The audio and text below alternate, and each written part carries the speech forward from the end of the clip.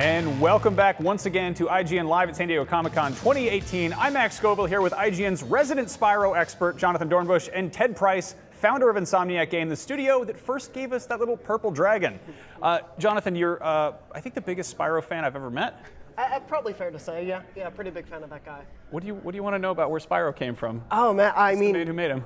So there was earlier today at Comic-Con a Spyro panel where you talked a little bit about the origins. I'm most curious, how is it to see, obviously one of the first creations of Insomniac, how is it to see that in the hands of another team? Well, I got to give Toys for Bob huge props because not only are they making an absolutely beautiful game, they have recreated it faithfully from our original games, and they've consulted us, they've asked, what do you think? I mean, that is something I never expected, and they're also really, really good people. I mean, just they're artists at heart, and you can see it in what they've developed. Yeah, and I'm curious, obviously Insomniac is not developing the Spyro Reignited Trilogy, but right. Toys for Bob did consult with you guys on it. Can you talk a little bit about how that relationship was? Sure. First of all, we found out, they came down and they said, hey, you know what, we are thinking about doing this. Would you guys be interested in listening to our plans and looking at some of the approaches we're taking for the character, for the art? And we said, absolutely. So we came down, we had a couple meetings. We actually gave them some of our original art so they could reference it. We took a look at Spyro, the character himself, and some of their early concepts, and we had a really good discussion about what we believe made Spyro unique visually and as a character in terms of his personality.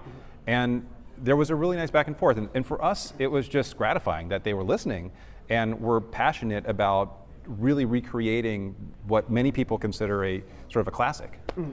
And, you know, Spyro has sort of changed hands a few times throughout the years after Insomniac created the amazing original trilogy. I love those games. I grew up with them.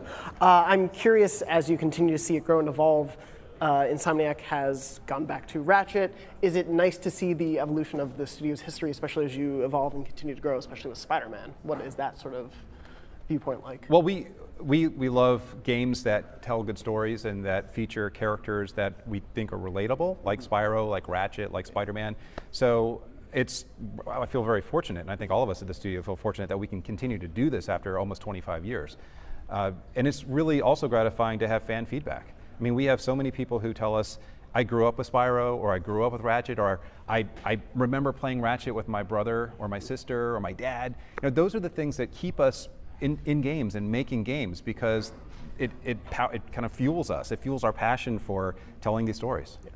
Did you have like just a incredible moment when you first saw this in action that was just, oh wow, like putting on new glasses or something? Well, when we got to see their first recreation of one of the first levels in all of its high poly glory, it was a wow moment, because my memory and all the team's memory is of Spyro levels being about 6,000 polygons, right? Very, very low res. And of course, what you see here is far, far more than that. I mean, we're talking, this is modern engine technology, and the kind of fidelity that we could only dream of back then.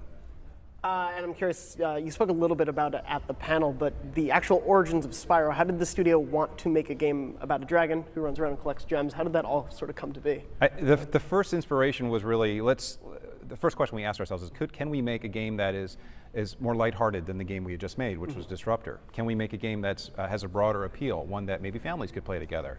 And when one of our artists, whose name is Craig Stitt, said, I've always wanted to make a game about a dragon, that was the light bulb moment. And I think every game has a light bulb moment or two sometimes where the team can look at each other and go, yes, that's it. And that was the moment for us. And of course, there was the challenge of figuring out what the dragon looked like and what he did and what color he was and all these other things. But having that anchor idea really propelled us forward and made the early prototyping much faster than it would have been without that really strong just statement. Now, Toys for Bob is obviously being incredibly faithful to the original, but they have made additions and little changes. Have they checked with you on every little, like, literal blade of grass? No. Or is it, no, we would never expect them to. In fact, I think that'd be crazy. They very early on, they said, we want to recreate the game faithfully. And they showed us this level that we're seeing right here. And it was so great, none of us had any qualms. I knew they would do a great job, and they've done fantastic. I love the sort of story additions too. I'm curious if there was any materials whatsoever that you gave them, because I know the original code wasn't there. In this level, for example, that we're seeing, they added sort of the texture of Nevin, who's a painter dragon, and so all of his paintings are now on the wall. You are great. Did you know the lore so well. Big fan of them. So I'm curious, did you and the team have lore, anything that you were able to provide them with? Or not outside of all of the original production sketches. I mean, I think they drew inspiration, but of course they're putting, like they should, a lot of their own personality and interpretations of the Spyro universe into this game. So one thing that really sort of bums me out about game development is so much of it is very, very insular and very kept, locked off. Is there a possibility of us getting like an art book of those original sketches at some point? That's a great idea. I'd just be so cool to see that, because I mean, were those like physical, like paper sketches? Yeah, as a matter of fact, our chief operating officer, John Fiorito, was our main artist back then, and he did all of those sketches just on regular paper, and he has an architectural background, so many of them were very architecturally sound, but also had this very fantastic flair to them, and you could tell he was totally letting loose. And I love going back and looking at all of his stuff.